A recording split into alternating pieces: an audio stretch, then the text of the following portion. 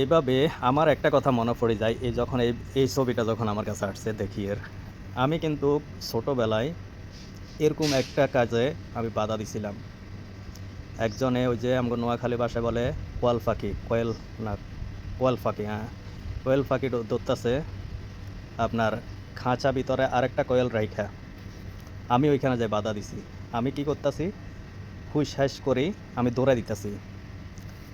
তো ওই বিচারটা আমার আব্বারে যাইয়া আমাদের বাড়ির পাশের একটা লোকের আত্মীয় যায় যে ধরতাছে, তার আত্মীয় আমাদের বাড়ির পাশের একটা লোক, হে সুদ্ধা মিলে আমার আব্বার কাছে আমার নালিশ করলো যে আপনার ছেলে আমাদেরকে এটা ধরতে দেয় না। সে আমার আব্বা না বুঝা বাড়িতে অনেক রাগারাগি করলো। তা আমার মনে পড়ে আমি ওই সময় অবুঝ ছিলাম, কিন্তু এটাই আমি জানতাম যে এগুলা তো অন্যায়। কারণ আমাদের দেশের এগুলা তো আমাদের দেশের ঐতিহ্য নাকি। এই যে পাখিগুলা যদি মাইরা আলায়, দইরা জবাই করে খাইয়া নেয়, তো দেশে কি এগুলো পাখি থাকবে? থাকবে না। তো এই ছবিটা দেখে আমার পুরানো সেই কথাগুলো মনে পড়ে যায়।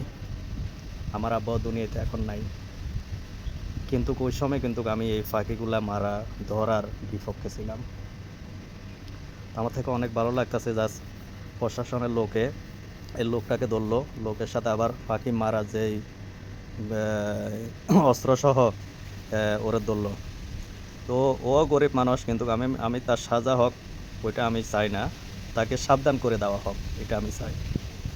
আর তার থেকে যে পাখি মারা যে অস্ত্রগুলো এগুলা নিয়ে ভেঙে আলাক বা কিছু করক এনের লোকে। তো এই যে যেই পাখিগুলা মারলো, এই যে বক হাঁস, তারপর উড়ালটো হাঁস, এগুলার মাইরা, এটা তো দেশের সম্পদ। এটা বিদেশ থেকে আমাদের দেশে আসে বেড়াইতে, যাকে যাকে আসে। তো আপনারা যদি এরকম মাইরা যদি ধ্বংস করে এলান, তো পরে কি আর আসবে? দেখবেন এগুলো ছবি দেখবেন আর কখনো দেখবেন না প্রিয় ভাইয়েরা। মাইরেন না। অতিথি পাখি মানে অতিথি মানুষের মতো, অতিথি পাখি অতিথি মানুষের মতো। একটা মানুষ যেন যেমন আমরা এক দেশ থেকে আরেক দেশে যাই ভ্রমণ করার জন্য, এই পাখিগুলো সেরকমই আমাদের দেশে আসছে, ভালো লাগছে, আমাদের দেশে মৌসুমগুলো ভালো সেই জন্য আসে। তো আসতে চাই, তারা যদি আর না যেতে পারে, তাহলে কি পাখি আর আসবে? পাখিগুলা আসবে না। মারবেন না এগুলো দয়া করে কেউ। ভালো থাকবেন সবাই। ভিডিওটি ভালো লাগলে পাশে থাকবেন। আল্লাহ হাফেজ।